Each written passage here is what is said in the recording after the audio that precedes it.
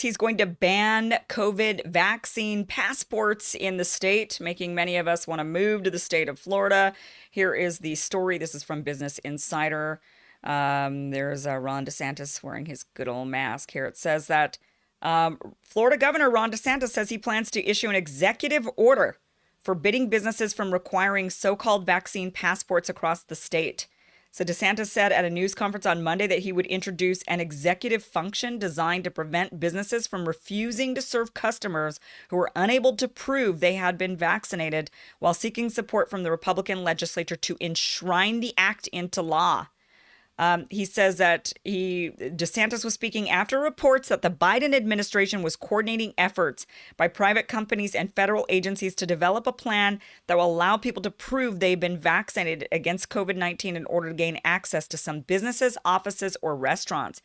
He says, we are not supporting doing any vaccine passports in the state of Florida, he said Monday in a news conference broadcast. He says it's completely unacceptable for either the government or the private sector to impose upon you the requirement that you show proof of vaccine to just simply be able to participate in normal society.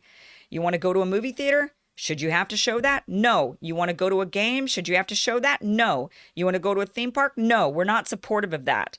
Vaccine passports could be used to allow people to enter sports bars, restaurants, music venues, traveling abroad, right? They've been talking about these vaccine passports, and Ron DeSantis says, hell no, we are not going to do vaccine passports, which makes the most sense because of what we know about the vaccines, what we know about the virus, that really the vaccines are meant to protect you.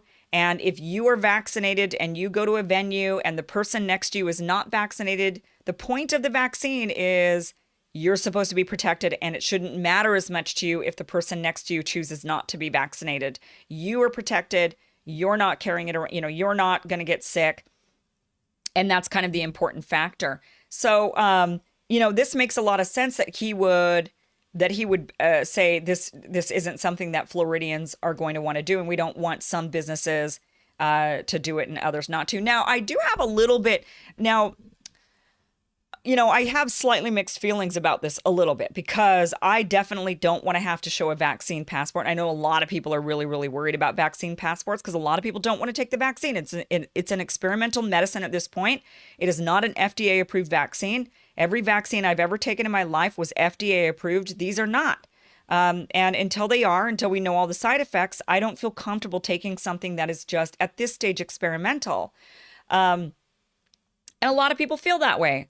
So, this isn't about anti-vaxxing or anti-vaxxers. This is just about some people saying, this thing was kind of rushed out. We don't really know everything and we're not really totally comfortable with it.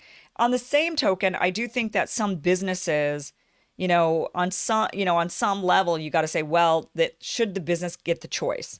And should a business be allowed to say, well, but I want all of my patrons to be vaccinated? And it makes, could a business owner say that? Part of me says, well, I guess they should be allowed because they're private businesses. So they should be allowed to say, yeah, I want, this is the way I want to operate my business. And therefore, if I'm going to have a convention and open up my doors to people, I want to make sure everybody's vaccinated. Part of me thinks, well, a private business should be allowed to do that. But at the same time,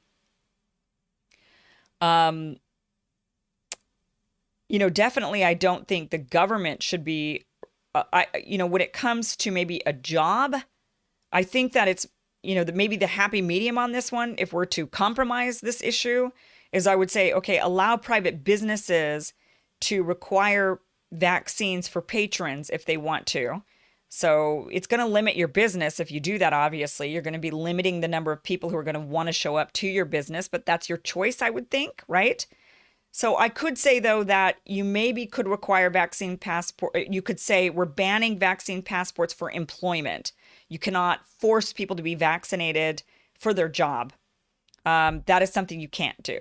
Or you can't force people to be vaccinated for any government sort of entity or service.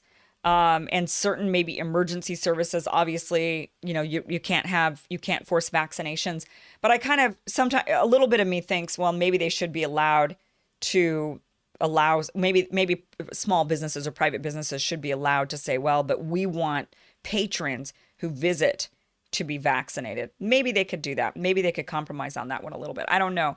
But a lot of people are up in arms about this, saying, well, he shouldn't be allowed, to do this by executive order, that this is something that, this is backwards Ron once again. Although I feel like Ron DeSantis, if there's any governor I want to live under today, it is Ron DeSantis. And the guy's a Republican. I never would have thought that. But there is no other governor in the union that I'd rather live under at this moment in time. And I don't. I live in California under Gavin Newsom, which is really wonderful. But I want to show you this one. This reminded me of Steve Bullock. He was the Democrat governor of Montana. And back when net neutrality was an issue and they were repealing net neutrality, Governor Bullock protected net neutrality in the state of Montana. And so this is, again, kind of like protecting human rights, protecting what is in the best interest of the people, and instead of what's in the best interest of businesses, or what, some small businesses want to do, or maybe censorship and whatnot. And so he actually went and signed an executive order protecting net neutrality in Montana by requiring that successful recipients of state contracts adhere to internet neutrality principles. So they were able to, state by state. So a lot of people are worried about the Biden administration and the Biden administration being able to enact COVID passports and forcing this on everybody. But the states have the ability to go one by one and say, we're rejecting this. And we as a state are not going to allow that in our state. That's one of the benefits of having a federation like we do. And so Ron DeSantis is able to say, we're going to ban vaccine passports. One by one, I would imagine other Republican states would do the same sort of thing. Maybe Texas would follow, maybe Idaho, Alaska. There's plenty of, is Alaska red? I forget. I think that they are. Kind of, maybe blue. I don't know. But one by one, the red states, I would imagine, would be sort of implementing the same sort of idea of these executive orders that would ban this sort of forcing of vaccine passports. And I've talked about vaccine passports on this show before. People are saying, what's the big deal? You have to have a vaccine passport in order to get in, for kids to be enrolled in schools. They have to be vaccinated. If you want to travel to certain countries, you have to show vaccine passports. Again, it's different. Those vaccines were FDA approved. There's still a lot of people who are against that, vaccines in general. But, nonetheless, for those who are not against vaccines in general, they at least are, these people are saying that they're for FDA approved vaccines and not for those that are not, that are still experimental, that are still causing all kinds of really strange, bizarre side effects. Did you see that one from Johnson & Johnson? The guy got the shot, and I just saw this in the news today, and his skin started peeling off. Like suddenly his legs are beet red and his skin is peeling. It's just really weird. And they're like, well, we don't have any direct correlation of it being the vaccine. And it's like, except that the guy never had this issue before and just got the shot. And then this started suddenly. So it's like, put two and two together. I mean, I guess anything could have happened, but really. So anyway, this is really interesting news that Ron DeSantis is going to be trying to, by executive order, banning vaccine passports. So Ron DeSantis is proving, like I said, to be a really, I think, competent governor. I know some people say the guy's a total idiot, that he's personally a big doofus. I've heard this one before, but, and I definitely don't agree with him on a lot of things. He's a libertarian economically. I don't really agree with him, but I do agree with him when it comes to how he's handled COVID, allowing the state to be open, giving the shots to seniors first, making them the priority rather than essential workers. Him now saying he wants to ban these vaccine passports.